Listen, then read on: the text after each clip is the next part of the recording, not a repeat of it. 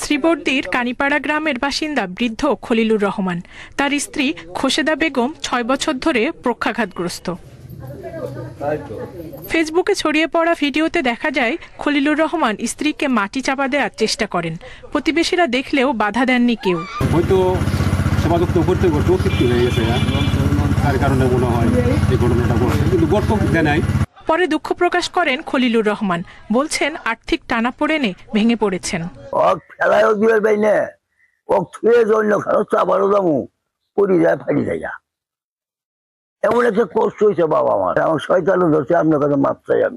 এরই মধ্যে কলহ মিটমাট করা হয়েছে। প্রশাসনের অভিযোগ, ভাইরাল হতেই ফেসবুকে ভিডিও দিয়েছেন নাতি খোকন।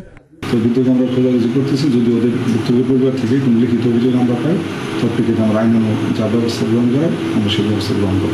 ডিজিটাল অসুস্থতা, সেটা হচ্ছে তার নাতি, উনি যিনি ভিডিও করছেন, আমি ওনার সাথেও কথা বলি, তো স্থানীয় চেয়ারম্যানরা বলে যে নানা নাতির মধ্যে একটা আলাদা সম্পর্ক। এখন নাতি দ্বারাও সে ইন্সপায়ার্ড হইতে পারে যে না এইভাবে করবা, ইনস্ট্রাকশনের যে বিষয়টা, যে না এইভাবে করো, তাহলে কিন্তু এইভাবে হলে ভিউ বাড়ে বা এটা মানে এরকম একটা ইয়া হয়। এই একটা মিলিত কম্বিনেশন হলো কালকের এই গ্রুপটা। খলিলুর রহমান ও তার স্ত্রীকে বৃদ্ধাশ্রমে পাঠানোর চেষ্টা করা হচ্ছে।